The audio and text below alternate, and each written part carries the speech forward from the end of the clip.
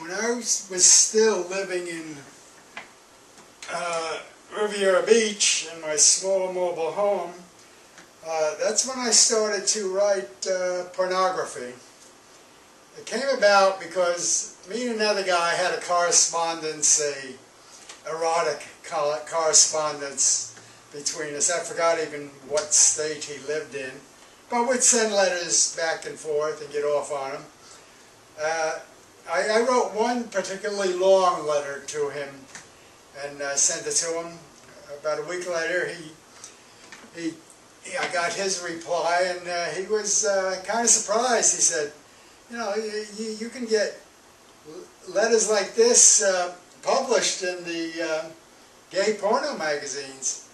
You know, I hadn't thought about it before. It just never entered my mind. But he put the idea in my head, so I went out and bought a magazine, porno magazine. This isn't the one, but it's similar to a lot that were on the newsstand then.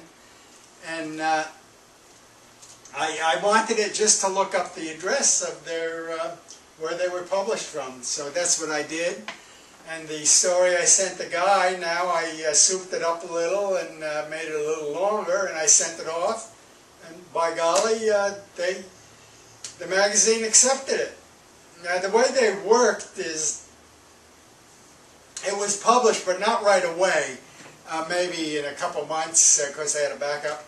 And so when it was published, they sent me a check. I forgot, it was anywhere between $50 to $75, maybe even $100, some of them, for each story.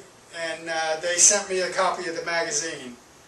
So that's what set me off to writing porno. I look and realize this is a moneymaker. So I bought a lot more porno magazines to see what their address was. And I started writing and sending them out to all these magazines. And which didn't stop me from, like I said, I was doing a lot of writing at the time, you know, writing novels and writing for the op-ed page, and now I was writing porno, which was the moneymaker. You know, and I did that for a good number of years, And, like, I did very well. Like this Honcho magazine I showed you. When I had my article published in here, they sent me 2 copies of the magazine because I had 3 articles published in here. One was about a cop at a flea market, because I used to work at a flea market and I knew a little about that. I worked in the office, even at the flea market, and that's in my mind, my imagination. I invited the cop that we had there patrolling that every week up to have a drink up there, and that became a story. And another one was about a sailor. Apparently, large sailing ships, Navy ships, maybe one at a time, docked in the marina down on the ocean there. And there was an article in the newspaper inviting people to invite one of the sailors home to have a nice home-cooked meal. And so the story was based on that, of me inviting a sailor over for a home-cooked meal. And that's how the story, my sex story, began. And then the third one in here was a non-fiction one about how working as a bartender and what all the duties were. Because I did work for a small time at a gay bar in West Palm Beach, Man's Country. And I worked the day shift, maybe from about 9 o'clock in the morning till around 2 o'clock. It lasted for about 6 months, and I never really liked it, because I did have to work some nights, maybe 2 nights a week, and I did not like that because I could not sleep during the day the next day. I just never could get into the rhythm of doing that. So that's what I wrote about, being a bartender at a gay bar. You know, it's because all of these magazines also invited us writers to write non-fiction pieces, you know, to keep one step, which they published, to keep in one step ahead of the law, so to speak. So I began doing that. I wrote a non-fiction story, well, a true story about J. Edgar Hoover, head of the FBI, about his supposed homosexuality. I would go to the library, more than one, and get books on Hoover, and then look in the index about, see if they write about his homosexuality, and they all did. So I wrote at least a 5-page piece on that. They accepted that, and after they accepted that, they told me to double check my sources to make sure it was correct. And I did. I already knew it would be okay because I was very careful about writing it. So, and then I wrote about Judy Garland, who had a gay father, so the books say, a gay husband, the movie director, and her daughter Liza was married to the second marriage, where she was married to a gay man. So she had a lot going up in a gay life, and you know, gay men themselves were always attracted to Judy. Never heard about why this was. Probably because she had so many problems with MGM, and she was on dope a lot of the times. And anyway, so I sent that to one of the magazines, and they published that. So I was doing okay in the porno. I mean, I was publishing just about every magazine there was at the time, I think. I'm pretty sure. Like this Torso was published there. Leatherman was published there. Another Honcho published there. Oh, can't show you this one. Bunkhouse published there.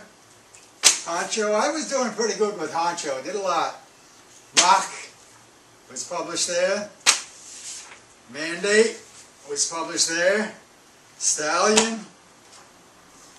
Another Torso. Bear. I mean, it was endless. And after well, let me tell you about this Screw magazine. Maybe a lot of you have heard of it. It was a popular, one of the first magazines that published, not magazine, this was even considered a newsletter of sort, newspaper, of sex stories for straight people. And I knew that, and I was curious. I wrote up a story about a gay story, and they titled it, they did accept it, they titled it Faggot Diary. I didn't appreciate that, but I wasn't really insulted by it. I mean, what are you going to do with this magazine? But I'm seeing the title of my story was Nights in White Cotton. A couple of men fooling around in white briefs. And they accepted it. So he accepted it. I forgot his name, but he was really kind of famous. Editor and publisher. I don't even have his name here. Al Goldstein. And I could have got that story published in any of these magazines for anywhere for over $100. But this cheap son of a bitch paid me $35 for it. That was it. And he even didn't print my name, and I had nothing against. I always had my name, used my own name, Jack Ricardo, and whether published in gay publication or now it's straight publication. But he renamed me Jake Riviera, which is a good name. I like the name, but I would have rather had it published under my own name. So I wrote porno, and that was really my big income for writing. I mean, I got paid for when I had a book published, which wasn't often, and it wasn't that much money. And then I had op-ed pages, and they were published, but not that often. You know, I had quite a few published, but this was over many months. So I did make money on my porno, and I did that. God, I'm practically amazed to realize I probably wrote porno for a good 20 years. When you think about it, and I only stopped when I kind of just burned up. You know, I just didn't want to write anymore. My enthusiasm wasn't there. I said all I wanted to say in pornography, so I just gave it up. And that's my porno story. There is more to the porno story, porno books that I wrote and had published, but I'll tell you about that at another time. Okay, that's my porno story. I first thought of sitting down and telling you about this, wearing just my underwear, but I think that was going overboard a little. I tried it and I just didn't look good for one thing, so I decided to dress in my usual YouTube uniform. Okay, see you around.